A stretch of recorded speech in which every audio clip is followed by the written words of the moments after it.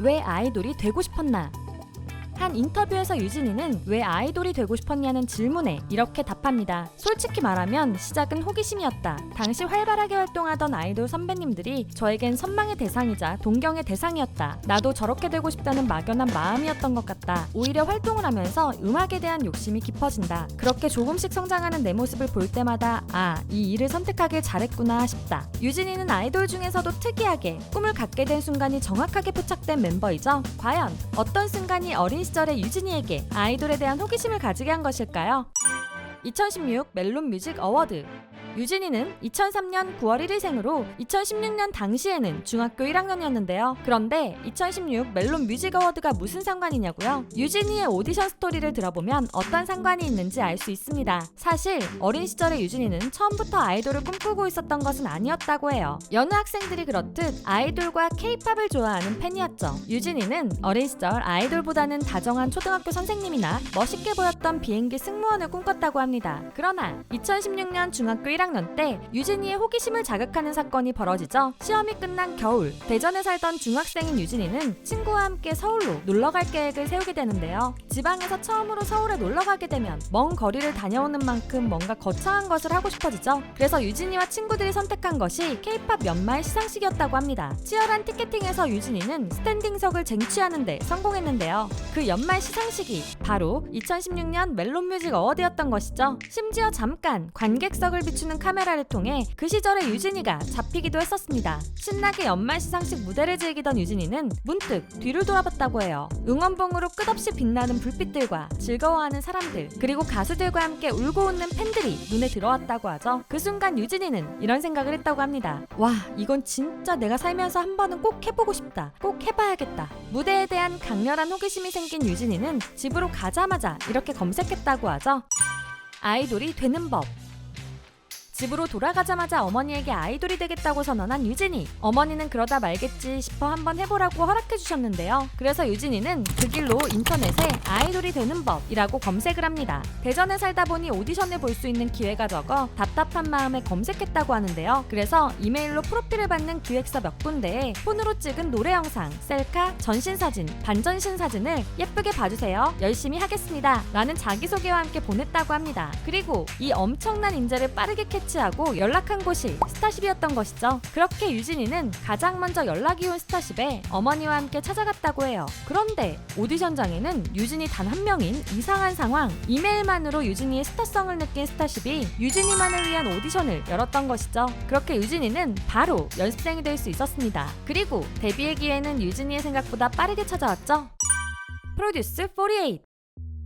최근 인터뷰에서 유진이는 누가 아이돌을 되는 법을 묻는다면 어떻게 대답하겠냐는 질문에 왜 아이돌이 되고 싶은지를 먼저 물어볼 것 같다. 사실 아이돌이 되는 실질적인 방법이야 저처럼 검색만으로도 얼마든지 알 수 있는 부분이다. 왜 이 일을 하고 싶은지, 얼마나 이 일을 하고 싶은지 듣고 싶다. 단순한 호기심으로 도전하는 거라면 많이 힘들 테니까 라고 답을 했죠. 그만큼 뭐든 척척해낼 것 같은 유진이도 연습생 생활은 힘들었다는 것인데요. 춤과 노래를 배우지 않은 상태에서 호기심으로 지원한 것이 한 번에 붙은 유진이이기에 백지 상태에서 시작하는 연습생 생활이 쉽지 않았을 것은 당연한 이야기였죠. 그러나 짧은 기간 동안 유진이는 재능이 있었던 만큼 빠른 성취를 이루었는데요. 프로듀스 48의 첫 소개 무대를 보면 그 재능을 볼 수 있습니다. 춤과 노래를 배우지 않았던 유진이라고는 상상할 수 없을 만큼 멋진 무대를 보여주었죠. 게다가 유진이는 서바이벌 오디션 프로듀스 48에서 유리한 점도 있었습니다. 이미 광고로 유명했던 CF 스타였기 때문이었죠. 예쁜 비주얼에 크고 맑은 눈을 가지고 있던 유진이는 데뷔 전부터 여러 뮤직비디오뿐만 아니라 많은 CF에도 출연했었는데요. 그 중에서 아큐브 렌즈 광고는 많은 사람들이 기억할 만큼 유진이의 예쁜 눈이 돋보였던 광고였습니다. 그래서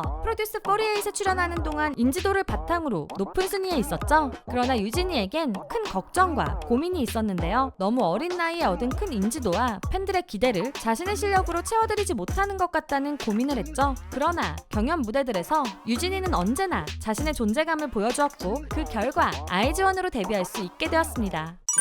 올라운드 플레이어.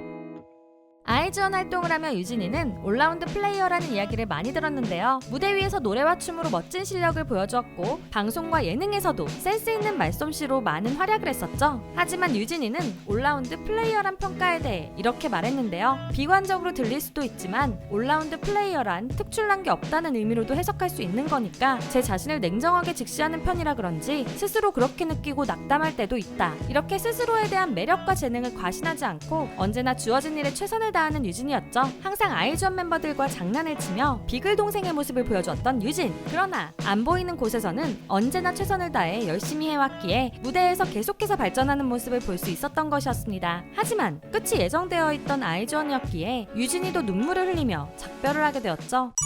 갈증.